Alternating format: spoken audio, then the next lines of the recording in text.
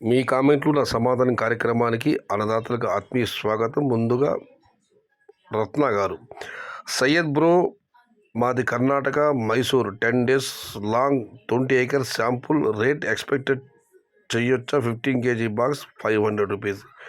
10 రోజుల్లో ఆయన 20 ఎకరాల తోట తొలికోత పడుతుందట. ధర 15 kg బాక్స్ 500 వరకు ఆశించవచ్చని కామెంట్ పెట్టారు. అన్న, ధరలు ఎలా ఉన్నా ఏ విధంగా ఉన్నా మీకు మాత్రం అంతా మంచి జరగాలని ఆ భగవంతుని ప్రార్థిస్తున్నాను. అన్న, మొలకొచ్చరు టాప్ 450 రూపాయలు. పొట్టేరు శ్రీనివాసులు గారు, అన్న ఇవాళ 410 రూపాయలు వీడియో నాకు కూడా వాట్సాప్లో వచ్చింది. మీరు 450 చెబుతున్నారు.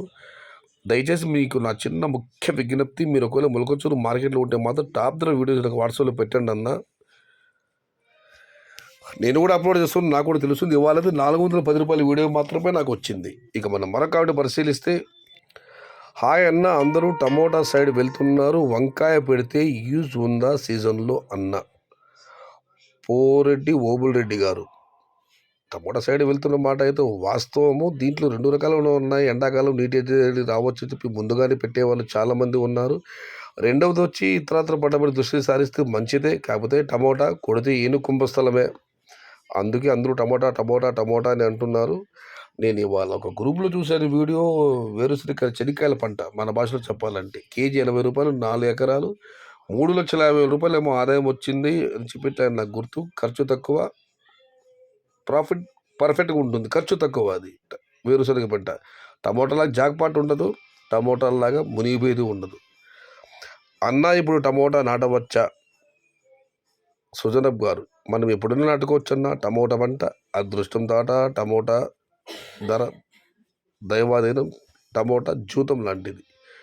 మల్లేష్ రెడ్డి గారు, good morning, very very good morning అన్న. ఫిబ్రవరి 15 ప్లాంటేషన్ పక్కా రేట్స్. బాలు భాస్కర్, ఫిబ్రవరి 15 తర్వాత ప్లాంటేషన్ చేసే వాళ్ళకు రేటు పక్కగా ఉంటుందన్న భరోసాను బాలు భాస్కర్ గారు అన్నదాతలకు కల్పిస్తున్నారు, చెబుతున్నారు. ఇక మనం మరొకటి పరిశీలిస్తే, no one will listen to other words. I know that. Even I am trying to give small advice. Different people are having different opinion. So better go 2 or 3 batch by batch wise plantation. Then at least you are in safe zone. మనం చెప్పే విషయాలు కొంతమంది ఆలకించకపోవచ్చు, ఆ విషయం నాకు తెలుసు. అయినా ఒక చిన్న సలహాని, చిన్న సూచన ఇవ్వాలని అనుకుంటున్నాను. ఒక్కొక్కరు మనసుతో ఒకలాగా ఉంటుంది. ఏదేమైనా టమోటా పంట వేసే వాళ్ళు ఒక అదునులు స్టెప్ బై స్టెప్ 1, 2, 3 అదునులు లాగా వేసుకోండి.